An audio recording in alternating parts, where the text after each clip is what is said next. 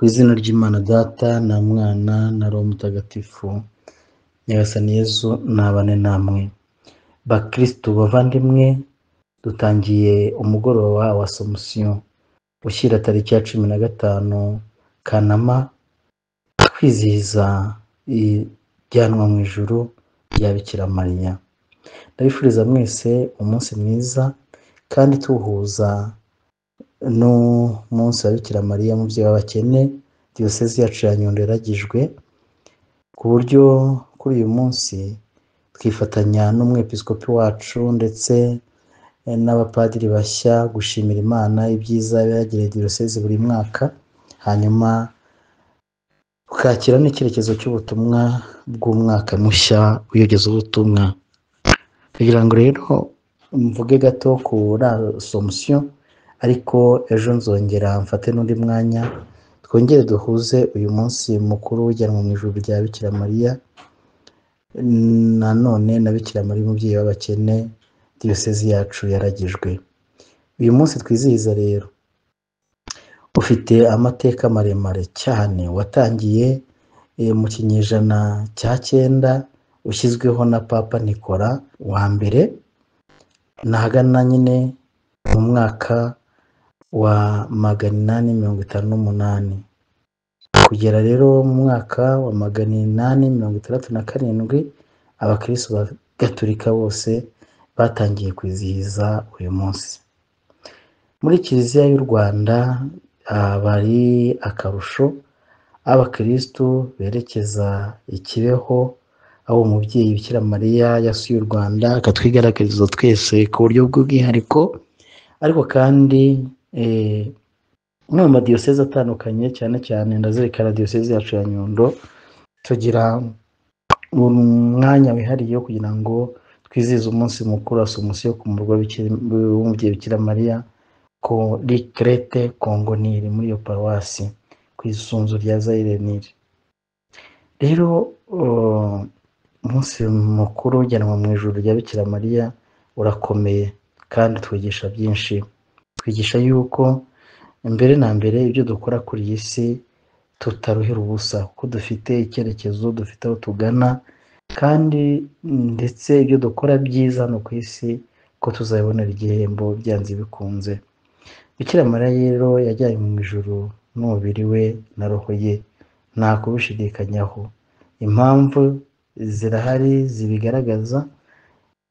Iya mbere ikaba yuko Bikira Mariya atabaye indorerezi mu gikorwa cya Kristo cyo gucungura isi, cyo gucungura abantu. Iyo dusoma mu ibaruwa yandikiwe Abaheburayi, tuzumva yuko Yezu yemeye kuza ku isi.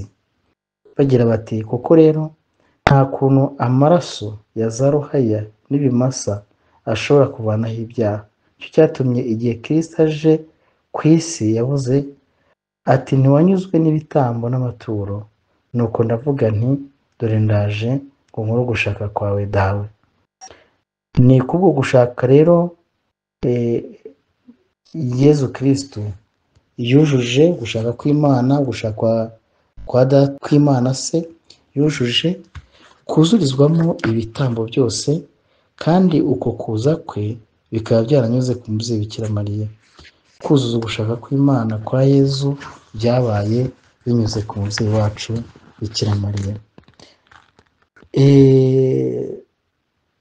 Iyo ndemeye rero ya Yezu Mariya yayunzemo agira ati ndumuja Nyagasani, byose bimbeho nk'uko ubivuze. Tubisanga mu ivanjiri ya Luka umutwe wa 1:38. Aho ngaho niho hakomeye ndemeye ya Yezu Kristo na ndemeye ya Bikira Mariya. Aho ngaho Yezu yinjirira aje gucungura abantu, hagaragaza yuko hazaba hatagatifujwe kandi hakinguriwe amarembo y'ijuru. Byongeye kandi Bikira Mariya aravuga, igihe avuga ati ndemeye, ntibyari amagambo gusa, byagombaga no kuzagaragarira mu buzima bwe bwose, ndetse bikazanyura no mu bubabare bwe, igihe ahanurirwa bagira bati nawe kandi inkota izakoranya umutima, maze ibitekerezo biri mu mitima ya benshi bigaragare. Nuko byose byuzurizwa ku musaraba, igihe Yezu agize ati mubyeyi dore umwana wawe, mwana dore nyoko. Aha ngaha rwose uruhare rwa Bikira Mariya mu gucungurwa kwacu rurigaragaza. Kuba rero atarabaye indorerezi bimukingurira irembo ry'ijuru. Kuba atarabaye indorerezi mu gucungurwa kwacu bimukingurira irembo ry'ijuru. Icya kabiri ni uko Bikira Mariya yasangiye ikuzo n'umwana we. Kuva igihe Marika Gaburiyeli abwiye Mariya ko azabyara umwana w'Imana, na Bikira Mariya akabyemera adashidikanya,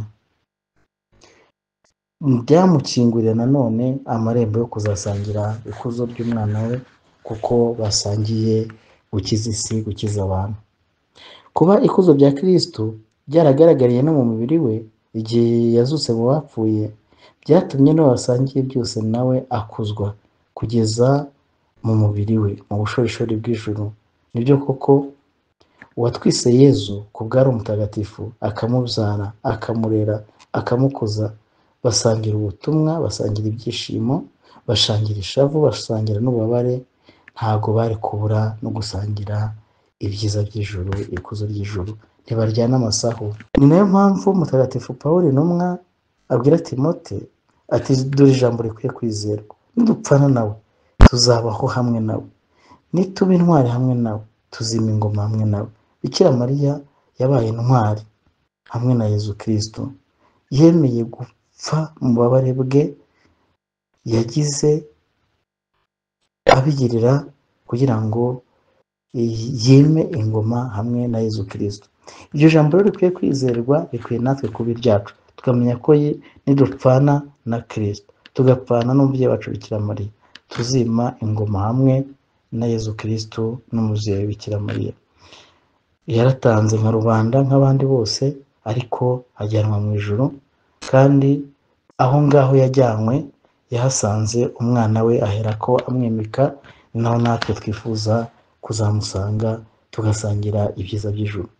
Icya gatatu ngira ngo mvuge gihamya uyu munsi wijyanwa mu ijuru rya Bikira Mariya, ni uko yakujijwe agasumba byose, agasumba abantu, agasumba ibintu, agasumba ndetse n'abamarayika. Iyo turirimba ibisingizo bya Bikira Mariya, hari aho tugira tuti mwamikazi w'intumwa, mwamikazi w'abamarayika, mwamikazi w'abatagatifu bose, mwamikazi w'Imana, ndetse tukongera naho tugira tuti udusabire, udusabire, udusabire, udusabire. Bikira Mariya rero dukeneye ko adusabira, kubera ko asumba byose, asumba bose, asumba n'abamarayika.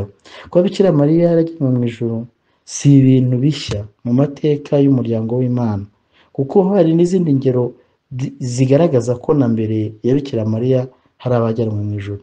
Twavuga nka Eliya, hahandi dusoma mu gitabo cya kabiri cy'Abami umutwe wa 11 bagira bati bakigenda baganira, igare ry'umuriro n'amafarasi y'umuriro biba biraje birabatandukanye, Eliya azamuka mu ijuru mu nkubi y'umuyaga. Hanyuma hari n'ahandi mu gitabo, ndavuga d'abord mu ivanjiri ya Matayo, aho Yezu Kristo yafunguye imva zose kugira ngo abantu bazuke bamusange bishimane nawe. Yezu ubwe akimara kuzuka, imva zarakingutse n'imibiri y'abatagatifu benshi bapfuye irazuka. Yezu amaze kuzuka, nabo bava mu mva zabo bajya mu murwa mutagatifu, maze babonekera abantu benshi. Muzabisome mu ivanjiri ya Matayo umutwe wa 27 umurongo wa 52 kugeza ku 53. Kuki rero iryo kuzwa rya Bikira Mariya ritategereje umunsi w'imperuka nk'uko bizagendekera abandi bayoboke ba Kristo? Ni uko Bikira Mariya ntacyo yategereje mu gusangira byose n'umuhungu we n'umwana w'Imana Yezu Kristo.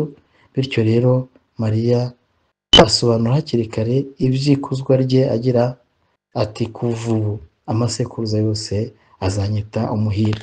Umuhire ni umuntu watoranyijwe, ni umuntu w'ingirakamaro, ni umuntu wakijijwe, ni umuntu usendereye ibyiza by'Imana, usendereye ubutungane, usendereye ubutagatifu. Ibyo nabyo rero bigaragaza yuko Bikira Mariya rwose yagombaga kujyanwa mu ikuzo ry'ijuru. Icya nyuma ngira ngo sozerezeho kigaragaza uko kujyanwa mu ijuru kwa Bikira Mariya, ni uko Bikira Mariya atigeze agira ubwandu bw'icyaha, ndetse uhereye no ku cyaha cy'inkomoko buri wese avukana. Duhamagara twese kuba intungane nk'uko tubisanga mu ivanjiri ya Matayo umutwe wa 5:48, turebeye ariko kuri Bikira Mariya kandi tumwisunga nanone bo wasangiye ubwo butungane n'umwana we Yezu Kristo. Niyo mpamvu Bikira Mariya yakujijwe nta nenge, nta bwandu cyangwa ubwandavure, muri make nta cyaha. Dukeneye kwizihiza uyu munsi wa Bikira Mariya kugira ngo ibyo tubisangire nawe. Gukuzwa k'umubiri wa Bikira Mariya rero birumvikana cyane rwose, kuko n'ubusanzwe umubiri wa muntu ushakwa kubera icyaha. Nicyo gituma dushanguka, nicyo gituma dusaza, nicyo gituma duhindana, nicyo gituma dukanyarara. Bikira Mariya we ntiyigeze arangwaho icyaha, kandi icyaha ntikigeze kimugiraho ububasha. Nta gushidikanya rero, kuva aho isi igera hose, mu moko yose y'abantu, ababizi n'abatabizi, ababikunda n'abatabikunda, n'ababirwanya ndetse n'abihakana, Bikira Mariya n'utasamwe icyaha, Immaculata, Immaculée Conception, utasamwe icyaha, nta nenge y'icyaha yigeze agira. Niyo mpamvu ijuru ryamukinguriwe.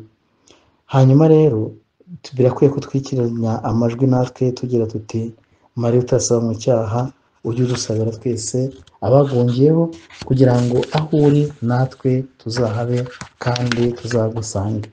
Kugira ngo rero nkomeze nifurize abantu bose umunsi mwiza wajyanwa mu ijuru rya Bikira Mariya. Bikira Mariya atube hafi, adutabare.